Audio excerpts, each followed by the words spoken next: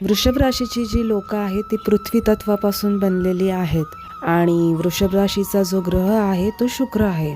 शुक्र ग्रह हा अंतर्बाह्य सौंदर्य, आकर्षण, पैसा, वैभव, लक्झरी लाईफ आणि नवरा बायकोतले जे नातेसंबंध आहेत त्याला कारक आहे. शुक्र ग्रहाचा जो वाईट प्रभाव असतो आपल्यावर, त्यावेळेला आपल्यामध्ये ह्या सर्व गोष्टी मिसिंग असतात. तर त्यावेळेला आपण दर शुक्रवारी तांदूळ, कापूस, सौंदर्याचे किंवा सौभाग्याचे जे अलंकार असतात ते, पांढरे तीळ, अत्तर आणि पांढऱ्या वस्तू कोणत्याही गरजू व्यक्तींना दान कराव्यात. त्याच्यामुळे आपला शुक्र ग्रह हा बलवान होतो. आणि रोज आंघोळीच्या पाण्यात गुलाबाचे अत्तर किंवा गुलाब पाणीचे 2-3 थेंब टाकून आपण आंघोळ करावी. त्याने आपला ऑरा हा क्लीन आणि अट्रॅक्टिव्ह राहतो. वृषभ राशीचे जे इष्टदेव आहेत ते श्रीहरी विष्णू आहेत आणि इष्टदेवी माता लक्ष्मी आणि माता षोडशी ही आहे.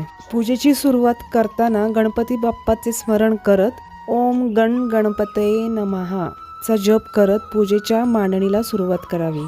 श्रीहरी विष्णू व माता लक्ष्मीचे एकत्रित असलेली प्रतिमा पाटावर मांडावी. साजूक तुपाचा दिवा, गुलाब व चंदनाची धूप, अगरबत्ती तसेच पिवळी पांढरी फुले, विशेषतः कमळाचे पांढरे फूल आणि कमळाच्या बिया, पांढरी मिठाईचा नैवेद्य दाखवून पूजेची मांडणी पूर्ण करावी. लक्ष्मी मातेला स्वार्थी आणि लोभी माणसं अजिबात आवडत नाहीत, याची तुम्ही काळजी घ्यावी. तसेच लक्ष्मी ऊर्जा चंचल आहे, त्यामुळे प्रार्थना किंवा मागणं मागताना नेहमी श्री हरी विष्णू व विष्णुबाई लक्ष्मी माता असा उल्लेख करावा, त्यामुळे लक्ष्मी ऊर्जा स्थिरावते.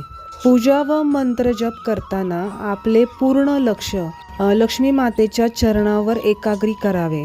पूजा करताना संकल्प करावा की मी अशीच किंवा असाच मनोभावे पूजा करत राहील. तुमचा आशीर्वाद व पूजेचे सर्व फल मला प्राप्त होऊ देत. अशी पूजा केल्याने पूजेचे फलस्वरूप म्हणून आपल्या जीवनात समृद्धी, यश, समाधान, पैसा, वैभव, अंतर्बाह्य सौंदर्य आणि नवरा बायकोतले नातेसंबंध चांगले प्राप्त होते. तुम्हाला या माहितीमुळे मदत झाली असेल तर इतर लोकांना हा व्हिडिओ शेअर करून तुम्ही त्यांची मदत करा आणि चॅनलला सबस्क्राईब करा, लाईक करा. थँक्यू.